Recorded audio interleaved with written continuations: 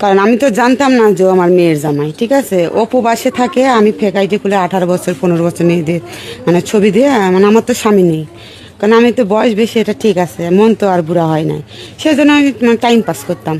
তো আমি তো আর জানি না যে আমার মেয়ের স্বামী। এখন দেশে এসে দেখে আমার মেয়ে, সেই ব্যক্তি দেশে ফেরার পরে দেখলেন যে সে আপনার আপন মেয়ের জামাই, এখন এটা ভাবতে গেলে আপনার অনুভূতি কি হচ্ছে? ভাবতে গেলে তখন লজ্জার বিষয়। মানুষের ছিল তো আমারে খারাপ খুব, আর আমি যে ফোনে কথা বলতাম এটা তো বাইরে মানুষ জানতো না। আর আমার স্বামী মারা গেছে 8-9 বছর হয়, মানে তখন বিয়ে করলাম না, কারোর সঙ্গে সম্পর্ক করলাম না, মানে একটা রং নাম্বারে প্রেম করে আজকে আমি বিপদে পড়ে গেছি। এখন বিষয়টি নিয়ে যা হওয়ার তো হয়ে গেছে, কারণ এখন যারা এই বিষয়টা জানতে পারবে, এলাকাবাসী বা আত্মীয় স্বজন, হয়তো বা তাদের সামনে গেলে লজ্জাবোধ হবে, লজ্জাতে মাথা কাটা যাবে। এখন এখানে আমি দেখতেছি যে মানে ওরেও মারতেও পারতেছি না, ওরেও মারতে পারতেছি না, মা লাগে, জামাই লাগে।